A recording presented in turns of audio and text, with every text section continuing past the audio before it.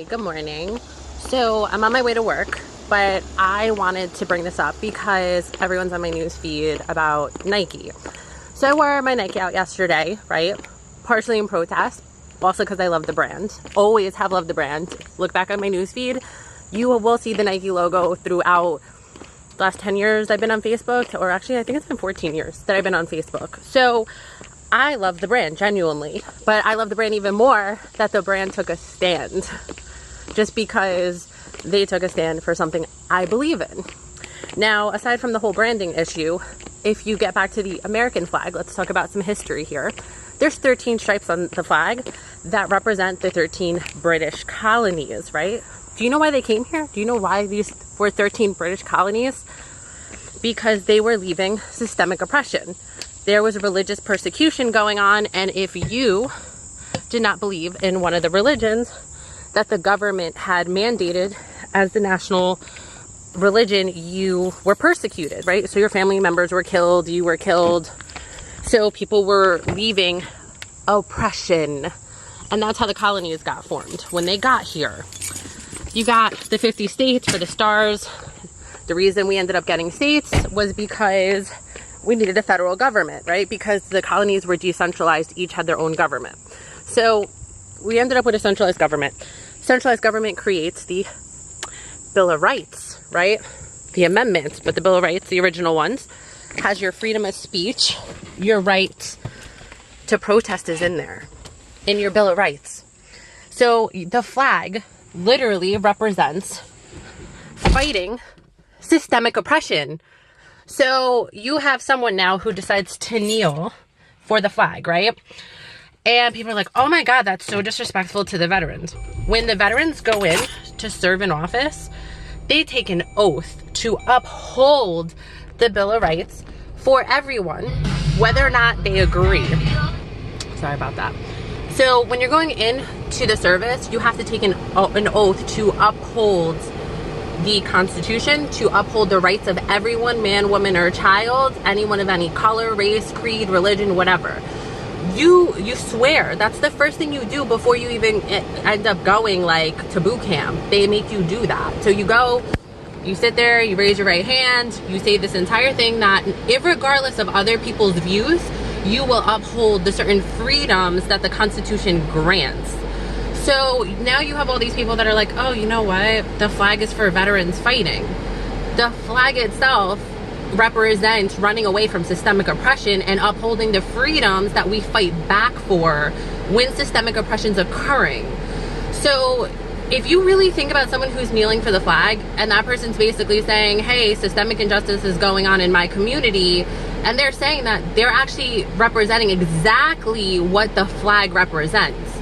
So that's what American culture was founded on. Anything other than that is not American culture. When you're saying you have to stand for the flag is important to the country, that's German ideologies. That's not American ideologies. Go look at your flag, go look at the 13 stripes, go Google what they mean, and you're gonna see that it was British colonies that settled here leaving systemic oppression. So when people are making the point that it's disrespectful, you sound stupid. And when people are like, well, I served in the military and people should admire the flag. You fought for freedom. I was in the military. I can tell you this. I remember going to MEPS and doing this. Being in the Marine Corps, I went and I said the same exact thing where I was like, hey, guess what? I'm gonna uphold that whether or not I agree with it. Like, there's a lot of people who run their mouths that I don't agree with, right? Like Laura Ingraham. I can't stand that woman, right? What's the other one? The one that looks like Barbie malfunctioned? What is her name? That's how much I don't like her. The little blonde girl. She looks like if Mattel had made a Barbie malfunction, like it would be her, right? She looks like an angry Barbie doll. So it's like, you have the right to say what you want to say. The same way I have the right to say what I want to say. We don't have to agree. But the flag itself represents us asserting our rights, whatever our injustices are that we're facing, that we have a right to stand up and say something about it. That's in the Bill of Rights. You can protest. You can sit there and you can say this isn't right for me. You can sit there and say what your opinions are on it. But to sit there and contort facts Like, now you're taking it OD and you're taking it to a whole nother place that it doesn't even make sense. Like, you're creating propaganda at that point. Because the flag does not represent veterans themselves, right? The flag itself represents fighting systemic oppression and standing up for the rights that we hold as individuals. The right to protest is in the Bill of Rights. So you have the right to do that. So you're saying that someone is going against what the flag actually means. No, what you have is you have a dictator who's now following the Nazi rules that are like, hey, you can't disrespect the flag, disrespect the country, disrespect me, because I run this country and it looks bad if you do that. That's really what's happening. So now you have brands coming out being like, no, systemic injustice in fact exists, right? Because mass incarceration exists. Black and Hispanics will get arrested at a higher rate despite white people committing more crimes. You have a black person who then says, hey, there is, black people are getting killed at a higher rate than they really should be by police. Police tend to be more brutal if you're dark skinned than light skinned. Someone brings that to light and now they're a bad person, right? Like, would I personally protest at work? No, I wouldn't do that while I'm working, right? Because I represent a brand. So I would not make that choice.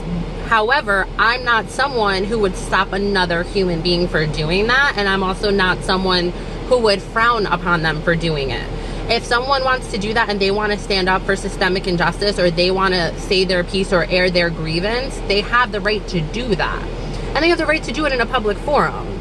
So at the end of the day, like, if you're sitting there saying otherwise and then you're like, I'm a constitutionalist, I really believe in the values that America was founded on, you absolutely don't. So either one of two things happened to you, and that's either you failed history class or your history teacher failed you. Those are the two things that could have happened to lead you to think that disrespecting the flag has anything to do with veterans. What has to do with veterans is veteran homelessness, veteran suicide, the rate at which people get PTSD, the rate at which sexual violence occurs in the military, the rate at which people end up in combat with PTSD, non-combat PTSD, because of how they're treated. So it's like, if you really care about veterans, put your money where your mouth is, do something for veterans, go volunteer at your VA, go see the life that people live and what they're dealing with, because I go there. I can tell you what that's like. I live with PTSD. I can tell you what that's like. So you sitting there telling me that a flag is disrespectful to me, when I know what I went in for, and I knew that when I went in, it was to uphold people's beliefs whether or not I agreed with them. At the end of the day, it is what it is. But if you really want to sit there and you give a shit about veterans like you're saying, and like everyone else, then you need to do something about it, right? Like, you're sitting there and you want to be all Twitter fingers on your keyboard, but you don't actually want to make a difference. Like, that's so illogical. And then you want to sit there and talk propaganda on my news feed and be like, yeah, no, this is what happened. This is what's going on. Or the fact that, like, oh, Nike stock price, they're going to shit. They're going away. A 3% stock correction because the news outlet came out is normal. That's business as usual in finance.